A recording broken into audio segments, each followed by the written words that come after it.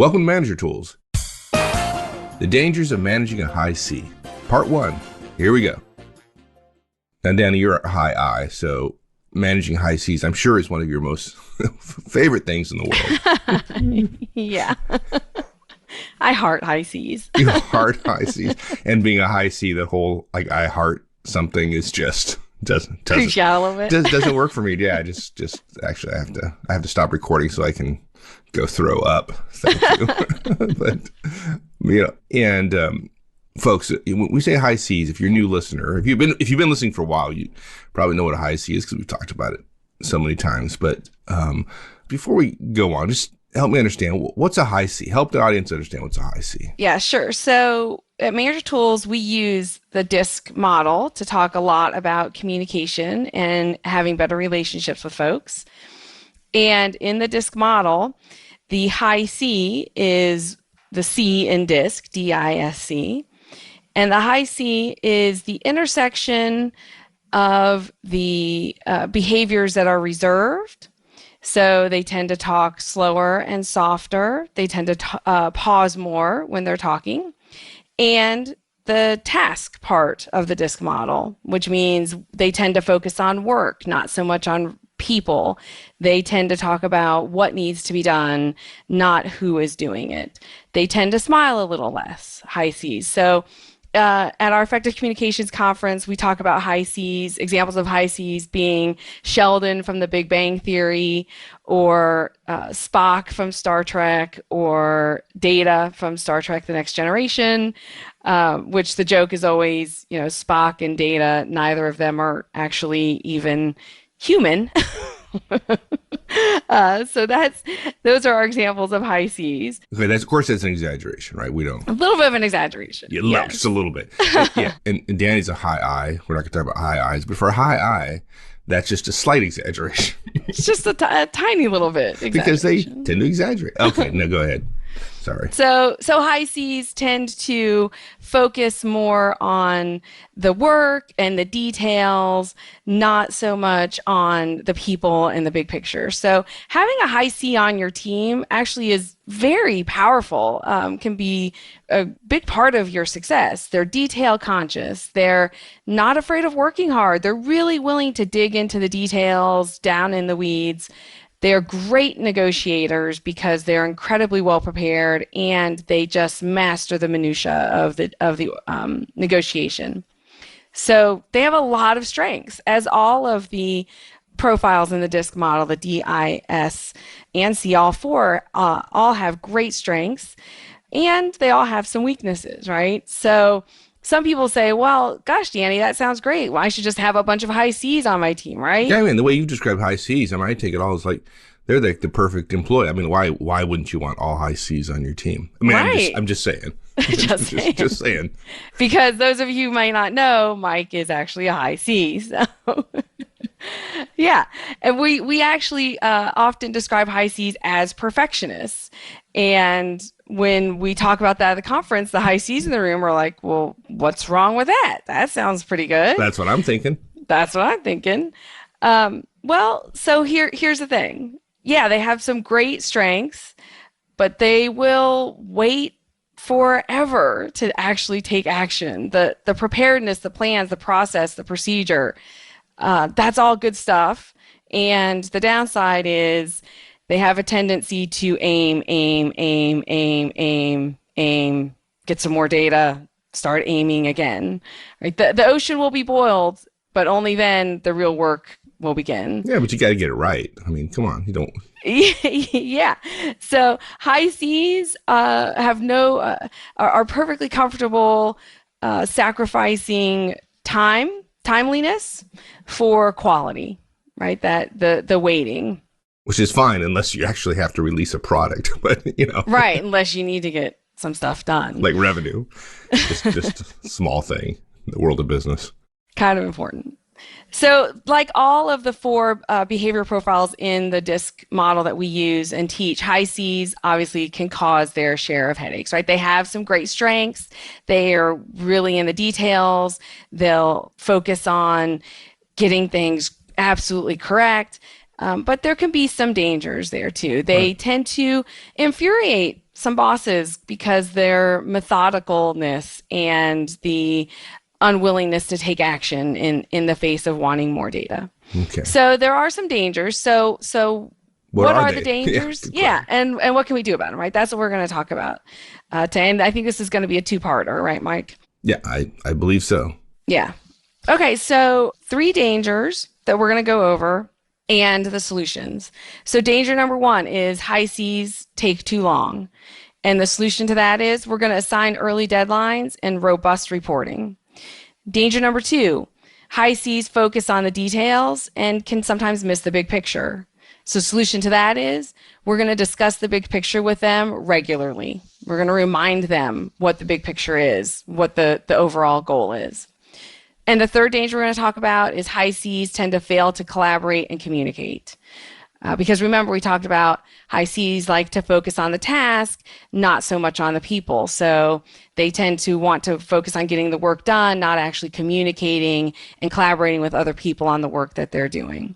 And so the solution to that is we're going to encourage collaboration and communications. So that's what we're going to cover. Those are the three dangers and the three solutions. Okay. Thank you. That's a great introduction to high seas. I think, again, what's wrong with that? Oh yeah, you just mentioned them. There's three of them. Okay, so let's talk about the first danger. Good. So first danger, high seas tend to take too long. High seas generally believe that quality takes precedence over timeliness, right? As I said a couple minutes ago. Right. Move the deadline in favor of quality, right? If there's not quality, then we shouldn't release. We should move the deadline by another couple months. Absolutely. To the high C, work that is late is less of an evil than work that is of low quality, right? If it's late, better to be a little late and be good than earlier on time and be not so good. That's right. Right. So to some degree, for the mind of the high C, if he or she didn't complete the work in time, well, that's because you did not give enough time for the project to be completed well, right? That's their logic. Well, in the high seas defense, I mean, everybody misses deadlines. It's not like high seas are the only one missing deadlines. No. It's not like a high I never missed a deadline. What? Deadline? Dead what? Yeah. High eyes are not known for our ability to hit deadlines either. Yeah. No project is ever on time, right? Projects are started and not finished all the time. We have some experience with that here at Manager Tools. To the high C, right? Why not admit it? Plan for the project to take longer and get it done right. Well, there you go. Okay. Well, good. Then we're done here, right? Our work is done. Yes and no. No. So let's just be clear. Some high Cs will insist on taking more time during the planning phase. They will expect you to give them longer lead times. They'll want more time than maybe you're able to give them. They'll complain that it's impossible to meet the deadlines you've given them. And from time to time, you may have to force them to lose that argument, right? You may have to push them to hit the deadline, even if it means a little bit less quality than maybe what they would be comfortable with. I say all the time at our effective communications conferences, I'm actually a high D, high I both, which is all about speed. And I say to folks, much to the chagrin of the C's in the room, I will take 20% faster at 80% less good, which just blows their mind. Yeah, it's interesting. I just had a meeting, late lunch meeting with Casey, who's the co-founder of Ricochet, which is the company organization that we have a pretty tight relationship with in terms of doing development stuff. And folks, you just ought to see how they manage projects. It's pretty incredible. It's really state of the art stuff for a relatively small firm, although very successful. And one of the top things he covers it on one-on-ones with his folks, is the 80-20 rule, which is, in terms of value for the customer, helping them understand every single time they talk, what's the 80% solution? Like, where is the value, right? And trade that off against the cost for that last 20%. Right. Absolutely. And having been on the receiving end as the client of that, it is incredibly powerful. And high Cs typically don't do that, right? By definition, the requirements are the 100% solution. And by definition, if it's high quality, we're going to meet all the requirements. even if it takes twice as long, because I'm trying to get that extra 20% that doesn't have as much value for the customer. And so the way he's addressed this is having his developers constantly thinking about and reporting essentially in their one-on-ones how they're incorporating the 80/20 rule in their work. Love it. It's pretty cool. Very cool. Brilliant. But Mike, not all high Cs are going to argue about the deadlines, right? Some high Cs Not won't during the argue planning. about the Right, deadlines. that's right. And, Yeah. and partly because, they're risk adverse, right? So if you have a high D boss who has some aggressive timelines, high Cs are fairly adverse to confrontation. And so they won't argue during the planning, So the problem is that later on, later on, they're going to complain about the impossibility of meeting those deadlines. Right, right. They'll miss them and then they'll defend the miss by talking about the long hours they've put in and the work that's been necessary and all types of rationales that are totally believable and logical. That's right. Right? That's right. Yeah. So don't, as Mike said, don't expect that they're all at the beginning going to push back on the deadline. That being said, they're probably going to start slower than most. They're going to have more reasons to delay along the way. They're going to have more reasons than most to argue for extending that final deliverable deadline. And again, their reasons: quality, details, research, process improvement. And all of those reasons, completely valid, but maybe not totally helpful when the deadlines are really important, right? When the deadlines matter. That's right. And we'll talk about it later, but part of the danger of this is they're doing this, and while they're doing it, they're not communicating terribly well. So the rest of the Right. team is clueless as to the impact of their delays. And so you take those two things, delays in the start, lack of communication, and you have a real disaster ready to Particularly happen. at the beginning of a project, right? The That's right. success of a project is so dependent on whether the first couple of deliverables are met or not, right? That's right. Absolutely. You The got beginning is a critical time for any project. and for high C in particular, if you can establish the habit of meeting deadlines and robust reporting, you're going to have a much more successful project. So Right. which leads us to, interesting enough, our solution to Solution this, number which one. which is assigning early deadlines, and probably earlier and in a smaller amount of time than high Cs would like, and then requiring some robust reporting around that to establish an early habit of success in meeting deadlines.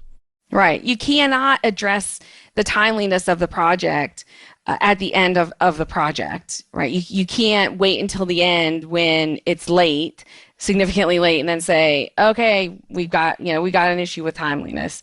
Much better, more effective, and frankly easier to start it at the beginning, to start off at the beginning talking about timeliness. And the way that we do that is by assigning more frequent deadlines earlier in the process. Now, this is interesting because most of us as managers, I think, Mike, you correct me if you think I'm wrong, but I think a lot of managers think that, oh, well, I trust my directs, and so I'll just let them set their own deadlines, right? They know what to do, and I don't want to micromanage them. I don't want to tell them what to do. And this issue of setting frequent early deadlines often is perceived by managers as micromanagement, right? Yeah. That if I do that, then I'm sending a message that I don't trust my directs. All right. I was just talking to my brother-in-law. I got to be careful here because maybe his boss, I think he's actually the boss, and does listen to this podcast occasionally and knows who I am. So, oh, well, I think I might be throwing my brother-in-law under the bus here. But he was just describing a situation in work. I'll try to keep this anonymous a little bit, where an individual manager is not getting their job done, frankly, as a result of lack of management. And I asked him why that was so. And he described, well, if this person's boss were to dig into it, he would be accused of micromanagement. And it was just so ludicrous. The things that he was suggesting the boss ought to be getting into were just standard management stuff, like, where are you on this project? Where are you on this task? It was simply, in my head, it's like, what? There's something wrong with that culture, because you just completely defanged is the wrong word. and I'm struggling for the word. But you just basically, you might as well not even have the manager at that point. Right, I mean, right. it's crazy. So I think the bar that most people have around defining when a manager starts micromanaging is just incredibly, ridiculously low. And folks describe their bosses as micromanaging them, and it's not even close to micromanagement. Yeah, it's really what I see in managers when I talk to them every week at our conferences is there's much more of a fear of being perceived as a micromanager than a under manager. Right. A tough manager, like an effective Yeah, manager. in Right. effect, right. And really, and what I tell them is, really the danger is in under managing because what you're doing right now is way under managing. So Let's tie it back to the high C here, to the detail oriented person. The problem is that if you are on the far extreme of not essentially not managing, right, because you're afraid of micromanaging, and your direct is not a communicator, and God forbid you're not doing one-on-one, so you have no chance of discovering this right, and at finding it all, out. you're in real danger. You're not going to make your deadlines. You just are not. And that's the problem here with an under communicator and an under manager. It's a disaster waiting to happen. Absolutely. So the belief that measurements and intermittent deadlines are quote unquote not trusting isn't accurate. Because what we're going to tell you is assign smaller, earlier deadlines and then have your high C direct report on them on a very regular basis. And this is not, I don't want to use a double negative. This is not trusting, right? It's not. It's managing. I'll remind folks of the old Russian saying, trust but verify.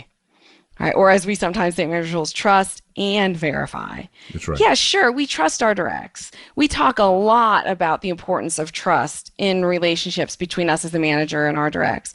We work to build trust. We try really hard to sustain trust. But trusting doesn't mean we don't supervise.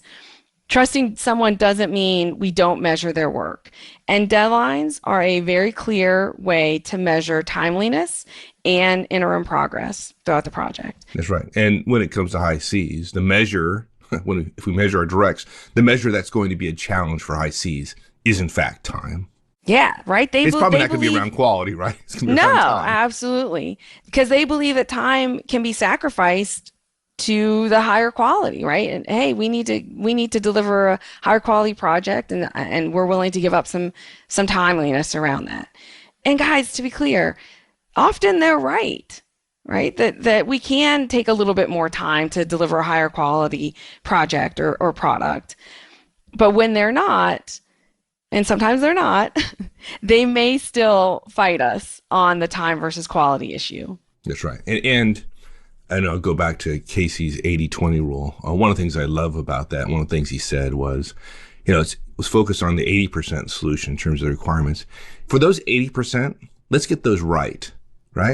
So as a high hit them out of the park, right? Let's hit them out of the park. Let's make sure those are great. And the 20% that don't provide as much value to the client, let's not do them. Let's don't take the time there, right, to build those in and sacrifice the quality of the 80%. So I thought that was a pretty cool way of selling it to a high C like me, right? Absolutely. So, and I'd rather do 80% really, really well than the 20%, everything poorly and deliver a bunch of functionality that the client doesn't really need. So anyways, again, Casey, as you can tell, I kind of dig what you're doing there. Awesome. So what does this look like, Mike, for the manager, right? How do we do this? So to measure time, pretty easy. We set more early deadlines than normal. We've kind of referenced this a couple of times or hinted at it. So, maybe instead of a deadline that's, say a particular task, let's say it's a 2-month deadline. So you might move it up to, maybe a month and a half or something like that, right? The overall okay, project, folks, you lost me there. Pause, I'm like, no. That pause you just heard, Danny, was like, he's off in Never Never Land. What are you talking about, a 2-month deadline? Like, she didn't even, yeah, I'm sorry. My kids often tell me they don't know when I'm joking. So folks, I was trying to trying to be funny unsuccessfully. That was Mike trying to be a straight man and me being like, what? Yeah, Mark's more used to it. Yeah, Yeah. I'm not. Okay, so just ignore that, folks. The idea of a 2-month deadline for a task is ridiculous. Right? Okay, that's what Danny was reacting to. It's like, Yes. Are you kidding me? We're talking about. Well, go ahead. You tell them because you're better at. You're so funny. All right. So what a lot of perfectionists what they want to do is they want to spend time planning. I think that's where your 2 months comes in, right? They want to spend time planning, thinking about it, preparing, creating a process. They want to make sure that the output that they're ultimately going to create in 2 months, apparently, will be as good as they can make it, using the best possible method that they can come up with. I'm getting all tingly inside as you say that. So it's like, unfortunately, no. Yeah. So they're going to tend to take a lot of time at the beginning getting ready to actually start doing the work, thinking about the work and planning the work. So what we see as managers is they leave the meeting where you assigned them some work. There is no early deadline. To be clear, 2 months is not an early deadline. And at the very beginning, when you think work is being done, they are thinking and planning and considering.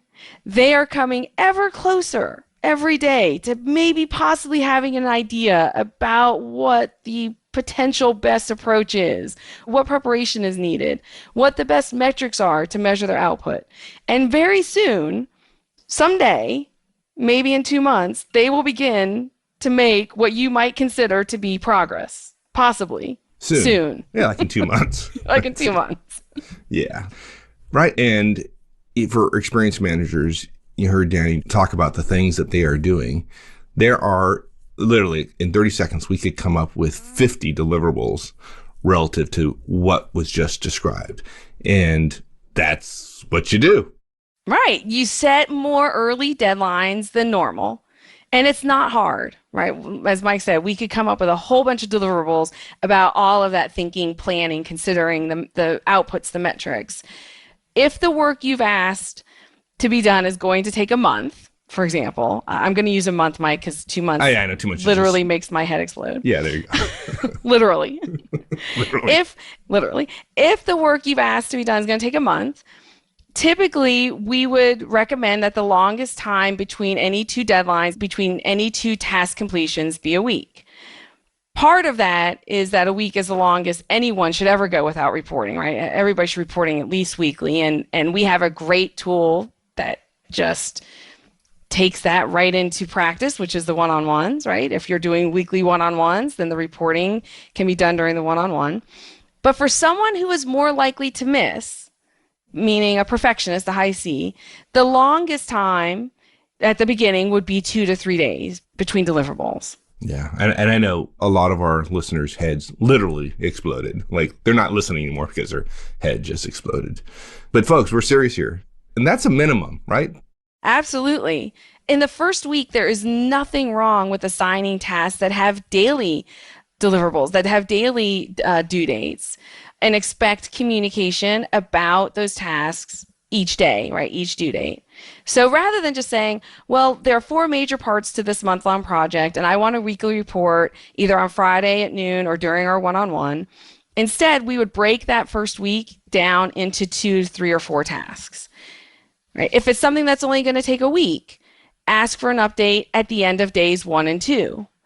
Don't wait until the final deliverable to ask how things are going.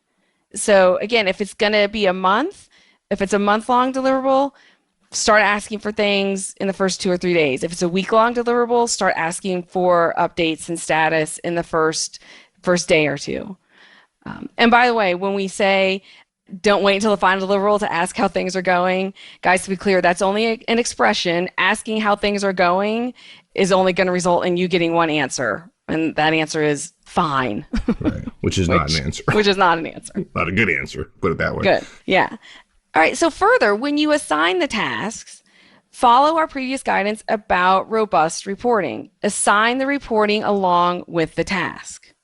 Don't ask, please come up with a cost estimate in week 1. Instead, ask, please send me a mail with your cost estimate for materials by Wednesday at 2 p.m.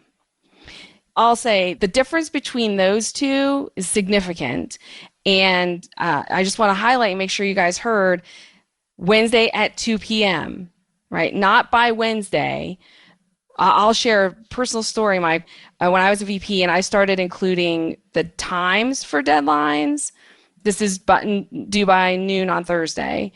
The actual rate at which my directs got stuff done increased dramatically. So that's really, really important. I think there's two things. Talking about high C's, I think there are two things that grab the high C's attention there, which is adding Wednesday at 2 p.m. is so unusual to hear a time associated with the deliverable that it gets folks' attention. Right? Sure It's does. like it just registers. People hear it. You say by Wednesday, it just kind of gets lost in the conversation. Wednesday at 2 p.m. gets people's attention. And the other thing, particularly for high C's, Wednesday at 2 p.m. is fairly precise, right? I might actually even say Wednesday at 2 p.m. and 30 seconds. Of course, they'd laugh. And again, just to get their attention, right? So the precision of it also gets a high C's attention because high C's like detail and precision. Yeah, absolutely. Here's the reason why we recommend the second, right? The second example. Please send me a mail with your cost estimate for materials by Wednesday at 2 p.m. If you don't assign reporting, meaning the sending of the email, with the tasks, then it's pretty easy to assume that the task, in this example, the cost estimate, is complete. But the perfectionist, the high C, may assume that as long as they have a good reason, and remember, we talked about the reason's probably going to be something along the lines of quality, that they can delay that task until they have what they need to proceed appropriately. And you won't know because you didn't assign any reporting. And folks, just to be clear, if you assign the task for Wednesday at 2 p.m., if it's 2:30, okay, not 2:05. If it's 2:30 and you haven't received it yet, early on in the project, I could argue the entire project, but particularly early on in the project, you have to call them at 2:30 and ask them where the deliverable is. You can't wait a week and say, hey, where was that thing? It was due at Wednesday at 2 p.m. and then ask them about it a week later. That doesn't work. And they don't have to do anything, right? You can continue to do what you've been doing. You haven't been fired yet, so apparently you don't have to do it. Right. But we'd recommend that you do follow up and, again, set an early precedent, create a habit of attaching significance to deadlines and letting them know that if they miss a deadline, you're going to follow up. If you want them to continue that behavior in the future, that is. Yeah, absolutely. And these days we have all kinds of technology to ping us and remind us of that.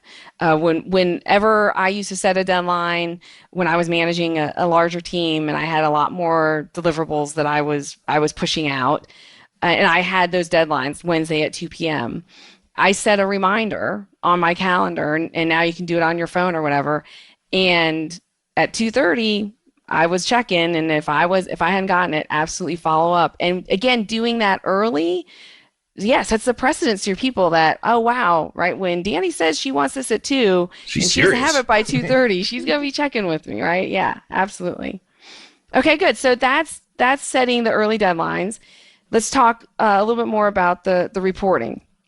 So the robust reporting includes not only that the reporting on the status of the tasks that are due, but also includes forecasting on future things, right? Future workload and ultimately completion. It's not enough to just report on stuff that you've completed, that you've done. Reporting also includes updates on how you expect future deliverables to shake out. That's right. What kind of issues are you having? What are the problems you're having? Are there any resource constraints? Are there time factors or are there trade-offs? Hey, boss, I can get this done. But again, the 80-20 rule, right? Those kind of things. If you're in one-on-one, what kind of questions are you going to ask to get that kind of stuff? Yeah, I mean, good. because they won't necessarily volunteer it, right? So Right. they're not great communicators. No, folks, it isn't that there aren't high C's who are great communicators or very good communicators. There are. We're talking about the default for a high C, unless she changes her behavior, is not to be a great communicator. But you can do anything, right? You can exhibit any behaviors if you choose to do so. it's not a blanket, all high C's are terrible communicators. That's not what we're saying. So, but you got to think differently. Yeah, it's just that it's not their tendency, right? That's It's not right. the first thing they think about. That's right.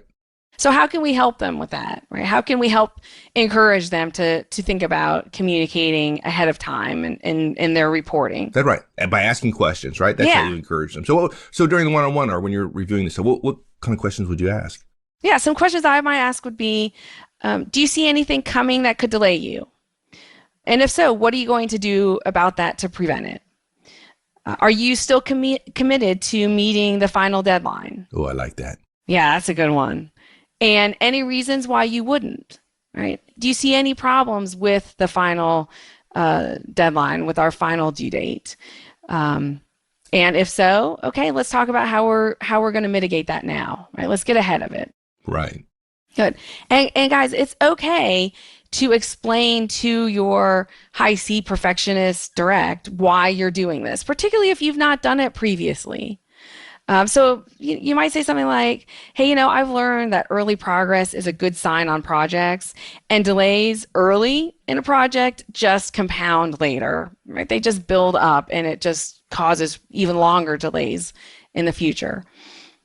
Coupled with your natural tendency, which is to want to spend more time planning early on, when we put these two facts together, right, that early delays get worse as the project goes, and you have a natural tendency, which I admire, particularly as a high I. It's not my natural tendency to want to spend a lot of time planning. I tend to say fire, aim, whereas you tend to aim, aim, aim. And so I'm really glad that you have that tendency, but when we pair that tendency with the critical nature of projects being on time early, we just don't have as much time for the planning as either of us would like. We just don't have the time at the beginning to get all of that right. So here's what I'm going to do. I'm going to set some early deadlines so that we get started on a good foot, so that we start off this project well. And this is a little bit different than maybe what you're used to hearing from me in the past. I'm going to ask for regular, more frequent updates. I have no problem with you doing it your way. And I still want the project to get done and on time without you having to cram it all in at the end, right? I don't want us to have to spend a week long where we're at the office for 20 hours a day at the last week because we missed some stuff at the beginning. Yeah. Neither of us like that. No, that's just not a good way to work. That's not a good way to live, right? So that's what it might sound like. That's the first danger, right? That's Right. danger number one. We've probably been going long enough that we probably ought to stop it here and continue this next week. Danger number 2 and number 3 next week? Yeah. So thanks, Dan. I always enjoy doing this with you. Yeah, thanks, Mike. All right. We'll see you later. Thanks, everyone. That's it. We'll finish this one up next week. In the meantime, have a great one. So long.